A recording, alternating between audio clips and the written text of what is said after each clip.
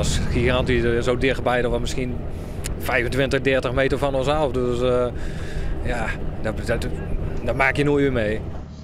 Garnalenvisker Johan van Straten van de Zoutkamp 49 maken de beelden. Vanmiddag stappen we met hem op de oude reddingsboot Susanna en gaan op zoek naar de walvisk die juster bij Ameland aardig op schik wie.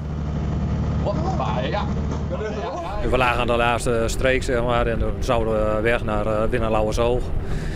Toen kregen we, zijn collega van moet je daar eens kijken wat daar in het water gebeurt. En ja, kijken met een verrekijker, dan zag je in één keer een walvis uit het water springen. Dus ja, dit kan niet. Hoe groot was hij? Ja, wij dachten zo zelf een meter of 8, 9. Het was al een jong dier. Ja. De bultreg komt je gewoon wij net voor. Zo is er zo'n een afstand nog van 16.000 kilometer. Dit exemplaar zo'n even gewoon experts onderwijs naar Noorwegen verdwaald wezen. De laatste jaren binnen er hield iets vaker meldings van bultregen op de Noordzee. Ze waren verleden weekend nog in jongen in het Marsdiep bij Den Helder. Als dat dezelfde is als hier bij Ameland, dat met vergelijking van foto's nog uitwijzen. Maar dat je geluk had om hier te zien, dat is mij wel duidelijk worden.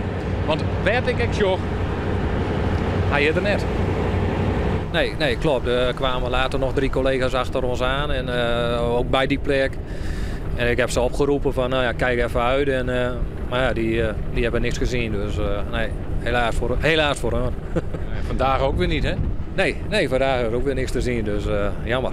Maar ja, het is zo'n grote vis, dus waar gaat hij heen? Hè? Hij is snel weg, denk ik. Dus, Jij hebt de beelden nog?